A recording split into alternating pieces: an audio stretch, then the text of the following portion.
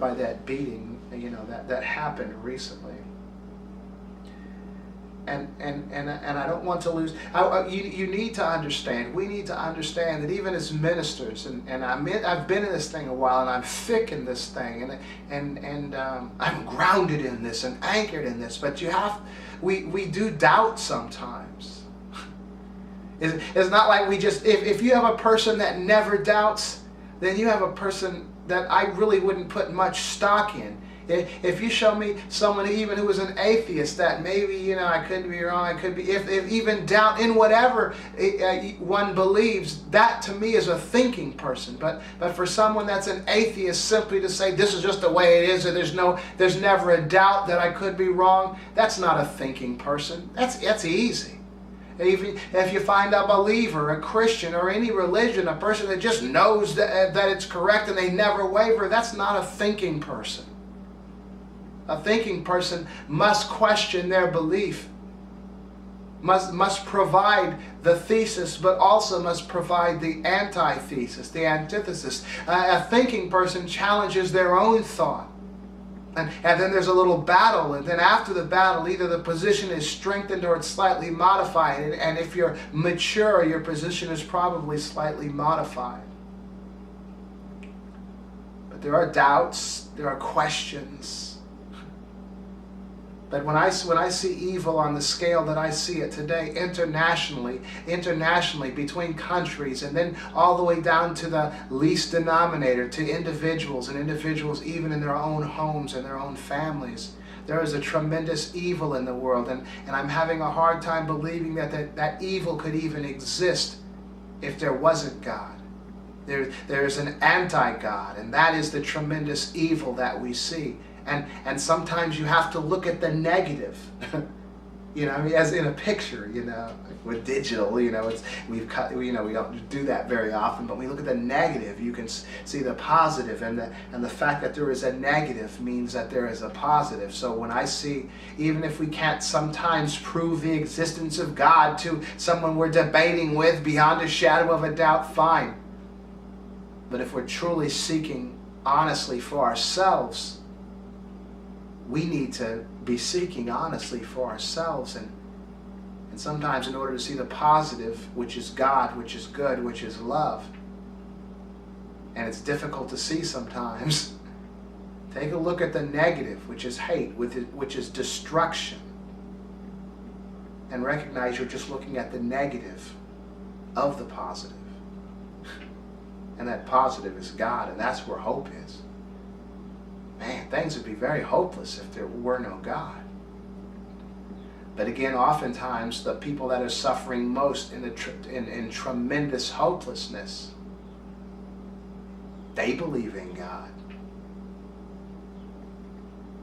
It's the casual observer, or even the observer that's actually involved and feeling the emotion of the suffering of someone else, may come to a point of resenting and then simply denying the existence of God because of what we go through, whether it's a family member like a parent or a brother, sister, a loved one, husband, wife, or even our child, which would be terrible.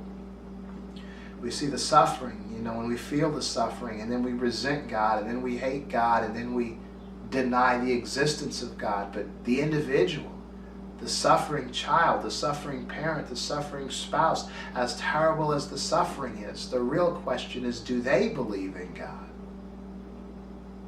And if the person who's actually going through the suffering is believing in God, to me, their particular opinion would hold more weight than simply the casual observer. So, I haven't an answer. You'd have to ask the suffering.